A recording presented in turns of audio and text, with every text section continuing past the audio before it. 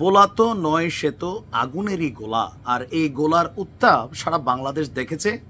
আওয়ামী লীগের আপুর দিয়া এই গোলার একটা প্রভাব গেছে। বাট এখন অনেকেই বুঝতে পারতেছে না যে সেকেন্ড গোলাটা যখন বের হবে এটা কার উপর দিয়ে যাবে। এটা যাবে জাতীয় নাগরিক পার্টির যেই প্রধান ক্যারেক্টারগুলো আছেন সরকারের বাইরে, উপদেষ্টা পদে যারা ছিলেন এখনো রানিং আছেন, আর ভবিষ্যতে যারা এখানে আসবেন।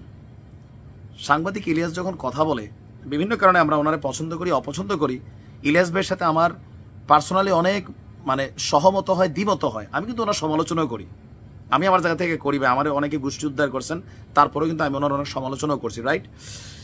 ওনারে হালকা নেওয়ার সুযোগ নাই। কেন তিনি ক্রমাগত ছাত্রদের উপর খেপছেন?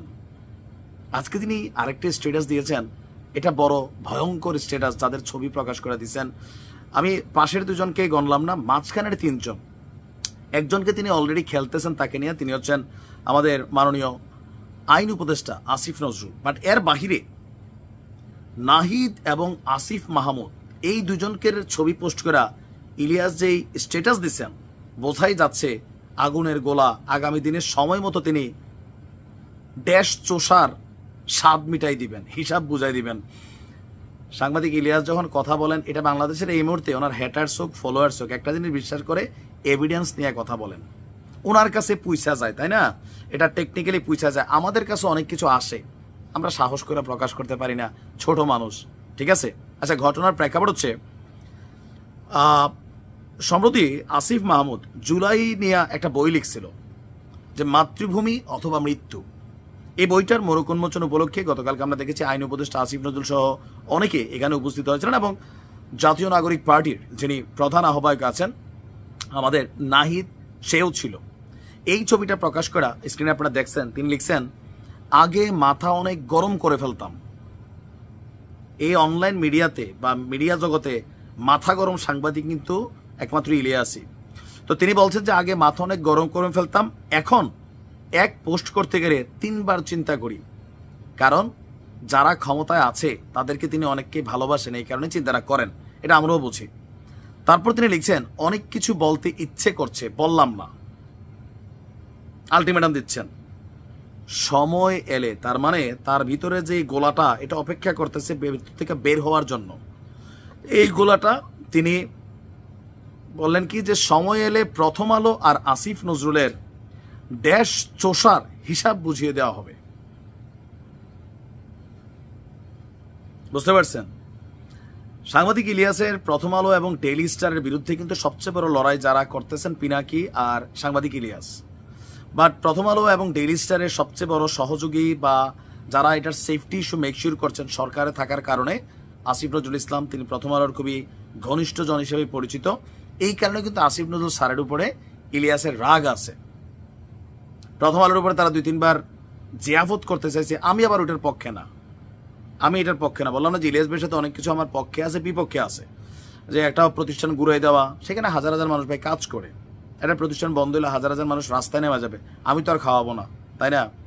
তো তাদের অনেক কিছু আমার পছন্দ না, এটা আমি বললাম। আবার অনেক কিছু মনে হচ্ছে যৌক্তিক, বিশেষ করে জাতীয় নাগরিক পার্টির প্রতি যে মানুষের আশা আকাঙ্ক্ষা, তাদেরকে নিয়ে আমরা যা ভাবতাম, বাট এখন যা দেখছি, কথাবার্তা, চালচলন, বিভিন্ন অঙ্গভঙ্গি, প্রত্যেকটা রাজনৈতিক দলকে খাটো করার যে দেখার একটা তাদের স্ট্র্যাটেজি, এগুলো মানুষের কাছে, আপনি বিশ্বাস করেন, মুখ দিয়া বলতেছে না মানুষ। কেন?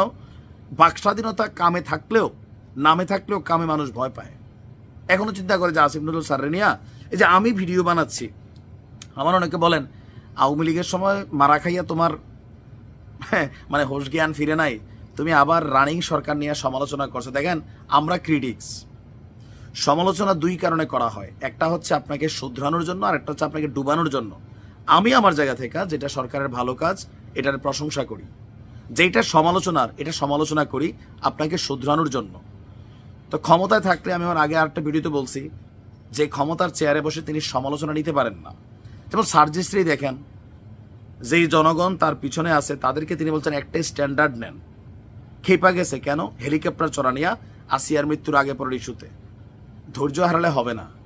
আপনি রাজনীতি করতে আসছেন, গায়ের চামড়া অনেক মোটো। এই যে শেখ হাসিনাকে নিয়া ভিপি নূর যেই পরিমাণ কথাবার্তা বলতো, এই দেশে অন্যরা বলতো শেখ হাসিনার আমলে কিছু কিন্তু তিনি হজম করতেন বিশ্বকে দেখানোর জন্য, যে দেখো আমাদের কাছে আশ্চর্য লাগতো যে বিপিনুর এত কথা কোনি আসিনা এই আসিনা বলে কেমনি টিকা রয়েছে ভাই, কিছু তিনি দেখাইতেনও, জনগণকে বুঝাইতেন যে দেখো আমার সমালোচনাকারীরা আমি তাদের ধরি না, গণতন্ত্র আছে, ডেমোক্রেসি।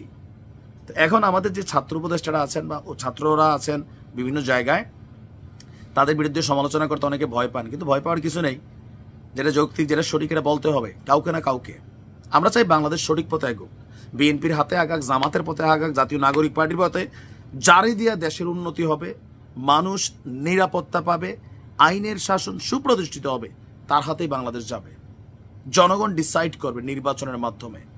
আর যারা ক্ষমতায় আসার পরে লুটপাটকারী, রাষ্ট্রকে রাষ্ট্র ব্যবস্থাকে ইউজ কইরা, পুলিশকে ব্যবস্থাকে ইউজ কইরা গুন্ডামি পান্ডামি করবেন, পুলিশেরও সবক হয়েছে, সামনের থেকে 10 গুণ সবক আবার হইয়া যাবে যদি এখন কোনো পুলিশ বিএনপিপন্থী হইয়া অন্যায় অত্যাচার চালায়। এই দেশে পুলিশের যে পরিণতি একবার দেখছি, বিশ্বাস করেন আওয়ামী লীগের থেকে 10 গুণ খারাপ পরিণতি করবে, কারণ আওয়ামী লীগরে অনেকে চিনেন, এটাই বাস্তব। আবার যে সরকার এরকম লুটপাটকারী, মানুষের উপর বাক স্বাধীনতার উপর হাত দিবে, কথা বললে সমালোচনা করলে জেল জুলুম, এই সরকারের পরিণতি আরও খারাপ হবে। কারণ বাংলাদেশে একবার যেটা ঘটা যায় এর 3 গুণ পরের ধাপে ঘটে। সো আমরা চাই সবাই বিষয়গুলোকে অবজার্ভ করবেন, ছাত্র উপদেষ্টাদেরকে নিয়ে, পাশাপাশি জাতীয় নাগরিক পার্টিকে নিয়ে সাংবাদিক ইলিয়াসের এই ধরনের ভূমিকা, এটা কিন্তু তাদের জন্য আকাশে কালো মেঘ ঘোরাফেরা করতেছে। এক মুহূর্ত লাগবে, বাংলাদেশে মুখ দেখাইতে পারবেন না যদি এমন কিছু কইরা থাকেন যেটার এভিডেন্স আছে আর সাংবাদিক ইলিয়াসের হাতে পৌঁছে গেছে। ভালো থাকুন।